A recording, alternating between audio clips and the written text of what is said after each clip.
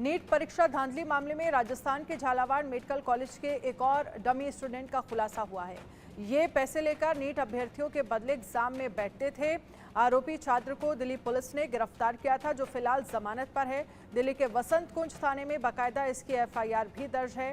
मामले में 6 लोगों की भूमिका संदिग्ध है, जिनमें 3 गिरफ्तार हो चुके हैं, जबकि फरार चल रहे तीनों आरोपियों के खिलाफ गैर जमानती वारंट हो चुकी है। हालांकि अब केस सीबीआई को सौंप दिया गया है, जिसकी जांच देश भर में सीबीआई कर रही है।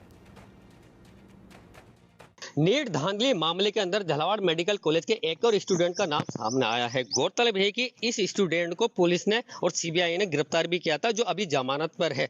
और इसके खिलाफ दिल्ली के नॉर्थ बसंत कुंज का जो नॉर्थ थाना है, उस थाने के अंदर इस स्टूडेंट के खिलाफ मामला भी दर्ज है। पूरे मामले के अंदर झालावाड़ मेडिकल कॉलेज के 6 संदिग्धों का नाम आ रहा है, जिसके अंदर 3 की गिरफ्तारी हो चुकी है और 3 अभी फरार है, जिनके खिलाफ दिल्ली पुलिस ने एक गिरफ्तारी वारंट भी जारी कर रखा है। आपको बता दें कि जो दिल्ली के अंदर जो बसंत कुंज के अंदर जो इसमें जो एग्जाम हुआ था, उसके अंदर जो डमी कैंडिडेट था वो भगवान डमी कैंडिडेट था। उसकी जगह भगवान सुनील जो स्टूडेंट है, सुनील जो अभ्यर्थी था, उसके डमी के रूप में बनके भगवान ने उसका एग्जाम दिया था। और सबसे बड़ी बात यह भी है कि जो अभ्यर्थी था सुनील, उसके जो एडमिट कार्ड था उसमें नाम तो उसका ही था, लेकिन उसका जो फोटो थी वो भगवान जो डमी कैंडिडेट था उसका फोटो था। वहीं उसके जो आधार कार्ड है उसके अंदर भी सुनील जो अभ्यर्थी था, आधार कार्ड में तो सुनील का नाम था, लेकिन उसके जो आधार कार्ड के अंदर जो फोटो था वो फोटो भगवान सिंह का था। यानी कहीं ना कहीं ये कह सकते हैं कि इनका कितना बड़ा रैकेट काम कर रहा था। वहीं एक और स्टूडेंट था जिसने बसंत कुंज के अंदर ही एग्जाम दिया था,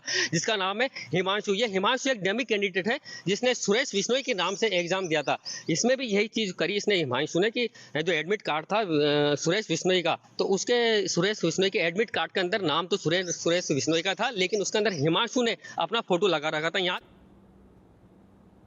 और प्रशांत हमारे साथ जयपुर से लाइव बने हुए हैं। प्रशांत, जो झालावाड़ में मेडिकल कॉलेज है वो तमाम सुर्खियों में है, क्योंकि यही वो कॉलेज है जहां से कई डमी स्टूडेंट जो हैं वो जगह जगह कैंडिडेट्स के लिए एग्ज़ाम देने के लिए गए, जिसमें एक और डमी स्टूडेंट का खुलासा हुआ है।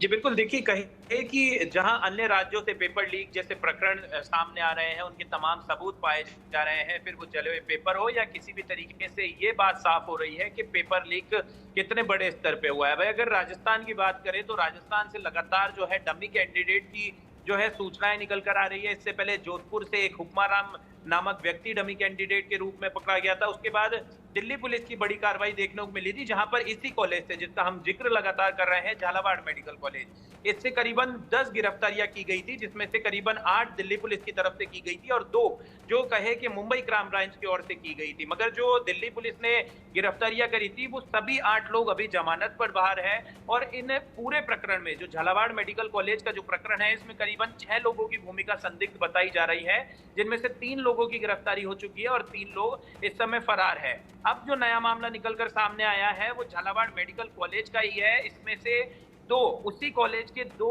व्यक्ति है जो डमी कैंडिडेट के रूप में परीक्षा दे रहे थे, यानी सुनील डोकिया और सुरेश बिश्नोई। इन 2 अभ्यर्थियों की जगह पर भगवान और हिमांशु नामक 2 व्यक्ति जो इसी कॉलेज मेडिकल कॉलेज में पढ़ते हैं, इसी के इस कॉलेज के हैं, उनकी जगह डमी कैंडिडेट बनकर ये दिल्ली के एक सेंटर पर एग्जाम देने पहुंचे थे। और कहे कि इन सब की भूमिका की अगर बात करें तो इनको जो लीड कर रहा था वो इनका सीनियर, यानी इसी झालावाड़ मेडिकल कॉलेज में सुरेश और जो कहे कि हिमांशु और भगवान का जो सीनियर है वो इस पूरे मामले को लीड कर रहा था, जिसका नाम अशोक बताया जा रहा है। ठीक है प्रशांत, आप हमारे साथ रहिएगा, आगे भी अपडेट लेंगे। लेकिन अब तक की जांच में खुलासा हुआ है कि नीट पेपर लीक के लिए अंतर्राज्यीय गिरोह काम कर रहा था। इसके तार गोधरा से हजारीबाग और पटना से राजस्थान के कई शहरों तक जुड़े हैं। सीबीआई ने गोधरा के जय जलाराम स्कूल के चेयरमैन दीक्षित पटेल को गिरफ्तार किया है। ये वही स्कूल है जिस पर नीट सेंटर मैनेज करने का आरोप लगा है। गोधरा के इसी सेंटर को कई राज्यों के अभ्यर्थियों ने एग्जाम के लिए चुना था। यहाँ एग्जाम के बाद OMR शीट जो है वो भरने की बात कही जा रही थी। इसके अलावा गोधरा में रिमांड पर लिए गए 4 आरोपियों तुषार भट्ट और आरिफ वोरा, पुरुषोत्तम शर्मा और विभोर आनंद से भी सीबीआई सख्ती से पूछताछ कर रही है। जयेश, आपके पास इस पर क्या जानकारी है? जी बिल्कुल, मैं आपको बता दूं कि जो दीक्षित पटेल है, जो ये जय जलाराम स्कूल के चेयरमैन है, उसको पिछली रात आणंद से सीबीआई ने गिरफ्तार किया था।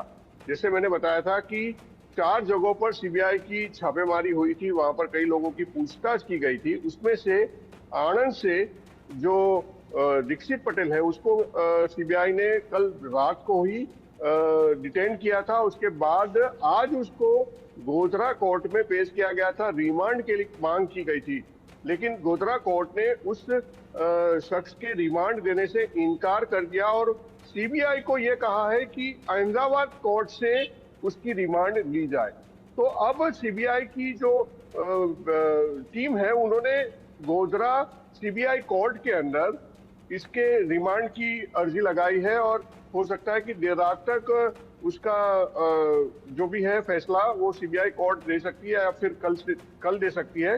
लेकिन फिलहाल जो दीक्षित पटेल है वो ये पूरे प्रकरण के अंदर शामिल था और उसकी निगरानी में ये पूरा जो मामला बना है सेंटर सेटिंग का, वो सीबीआई के हिसाब से माना जा रहा है और उसको कल शाम को ही डिटेन कर दिया गया था और आज उसको हिरासत में लेकर उसकी मेडिकल जांच कराकर कोर्ट में पेश किया गया था। चलिए जयेश, बहुत बहुत शुक्रिया आप सभी का हमारे साथ जुड़ने के लिए, शुक्रिया तमाम जानकारी साझा करने के लिए।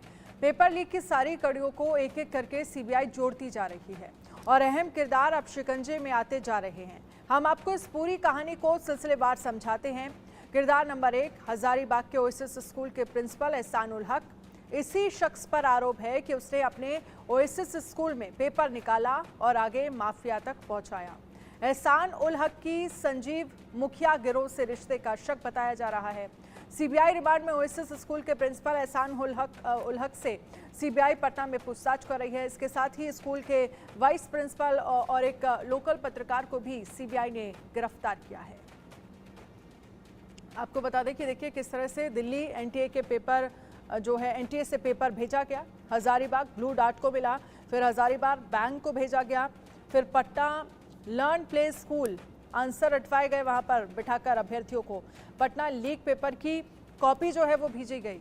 हजारीबाग बैंक से ओएसिस स्कूल पेपर को लाया गया।